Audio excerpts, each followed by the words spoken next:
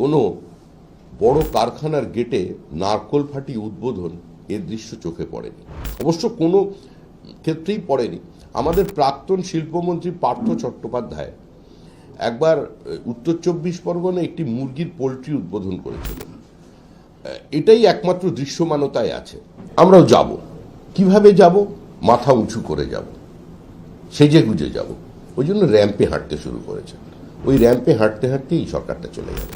জালিয়াতি আর তৃণমূল তো সমর্থক হয়ে গেছে, দুর্নীতি আর তৃণমূল সমর্থক। 100 দিনের কাজের সবচেয়ে বেশি লুটের পরিমাণ হচ্ছে পশ্চিমবঙ্গে। দিনের পর দিন সুপ্রিম কোর্টে যাচ্ছেন, মানুষের দেহ করের টাকা খরচা করছেন, আর ধারাবাহিকতা বজায় রেখে প্রত্যেকবার পরাজিত হচ্ছেন। রাহুল গান্ধী বুঝতে পেরেছিলেন তিনি যাচ্ছেন বিহার, তাই রাহুল গান্ধী ওখানে গিয়ে জলে ঝাঁপ মেরেছিলেন। বলেছিলেন অবশ্য আমি মৎস্যজীবীদের সঙ্গে আছি, চলে গেছে। তেরা ভাবছেন আমরাও যাব। কিভাবে যাব? মাথা উঁচু করে যাব, সেজে গুজে যাব। ওই জন্য র্যাম্পে হাঁটতে শুরু করেছেন। ওই র্যাম্পে হাঁটতে হাঁটতেই সরকারটা চলে যাবে। কমিশন দাবি করছেন যে ভূতগুলো ভুয়ো, মানে তারা অলরেডি ফর্ম 6 ফিল আপ করেছে। আরে সরকারটাই তো ভুয়ো। জালিয়াতি আর তৃণমূল তো সমর্থক হয়ে গেছে, দুর্নীতি আর তৃণমূল সমর্থক। 100 দিনের কাজের সবচেয়ে বেশি লুটের পরিমাণ হচ্ছে পশ্চিমবঙ্গে। দিনের পর দিন সুপ্রিম কোর্টে যাচ্ছেন, মানুষের দেহ করের টাকা খরচা করছেন, আর ধারাবাহিকতা বজায় রেখে প্রত্যেকবার পরাজিত হচ্ছেন। মুখ্যমন্ত্রী খুব ভালো করেই জানেন যে সুপ্রিম কোর্টে গিয়ে ফলাফলটা কি হবে, কারণ তামিলনাড়ু যে মামলা করেছে সেখানে পার্টি ছিল পশ্চিমবঙ্গ। সুপ্রিম কোর্ট কি বলেছে সকলে জানা। এখন মুখ্যমন্ত্রী কালো কোট পরেই যান, আর মুখ্যমন্ত্রী সবুজ রঙের ব্লেজার পরেই যান, ফলাফল কিন্তু একটাই হবে, সেটাও মুখ্যমন্ত্রী জানেন। আর পশ্চিমবঙ্গের মানুষকে, পশ্চিমবঙ্গের মহিলাদের এতটা রাজনৈতিকভাবে অচেতন বা মূর্খ মনে করার কোনো কারণ নেই। মানুষ অনেক নাটক দেখেছে, তবে এই চিত্রনাট্য অত্যন্ত দুর্বল, কোনো সুবিধা হবে না। এরপর রাজ্যে পালা বদলের পর মুখ্যমন্ত্রী শিল্পের সম্ভাবনার কথা বলেছেন।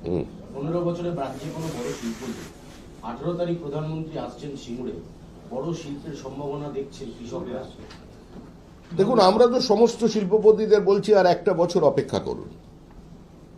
যারা বুদ্ধদেব ভট্টাচার্যকে ব্র্যান্ড বুদ্ধ আখ্যা দিয়েছিলেন তারাই কিন্তু মুখ্যমন্ত্রীর বিজিবিএস এর মঞ্চে দাঁড়িয়ে বলেন এত ভালো শিল্পবান্ধব পরিস্থিতি এর আগে কোনোদিন তৈরি হয়নি।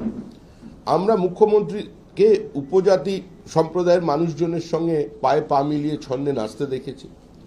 আমরা মুখ্যমন্ত্রীকে সাংবাদিকদের সঙ্গে একসঙ্গে গলা মিলিয়ে গান করতে দেখেছি।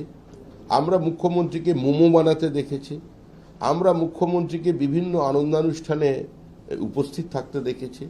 আমরা মুখ্যমন্ত্রীর ছবি দেখেছি, কবিতা দেখেছি, মুখ্যমন্ত্রীর সুরে গান শুনেছি, কিন্তু কোনোদিন কোনো বড় কারখানার গেটে নারকোল ফাটি উদ্বোধন এর দৃশ্য চোখে পড়েনি।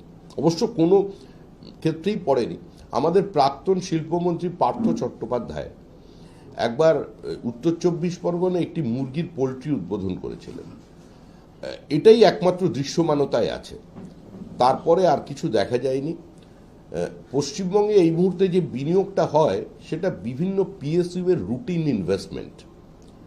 রিলায়েন্স এখানে তাদের ব্যবসা চালানোর জন্য মাটির নিচে কি তার পাতে, তো ওই টাকা তো তাদের খরচা করতে হবে ব্যবসায়িক স্বার্থে, সেটা নতুন বিনিয়োগ কি? দেউচা পাচামিতে আপনি ক্যামেরা নিয়ে গেলে সাংবাদিক যদি ঢোকেন, আপনি সুস্থ শরীরে ফিরে আসতে পারবেন না। ক্যামেরার ইন্স্যুরেন্স আগে করিয়ে নিয়ে যাবেন, কারণ দামি জিনিসপত্র ওটা তো ভাঙচুর হয়ে যাবেই। কোনো সাংবাদিকও ঢুকতে পারেননি, জানা যায়নি। যে সরকার একসময় বলেছিল ক্ষমতায় আসবার আগে যে সিঙ্গুরের ভেতরে কি হচ্ছে আমাদের জানা নেই, আমাদের প্রবেশাধিকার নেই, নন্দীগ্রামে আমরা ঢুকতে পারছি না, আজকে সেই সরকারের আমলেই দেউচা পাচামির প্রকৃত চিত্র কি সেটা জানা যায় না।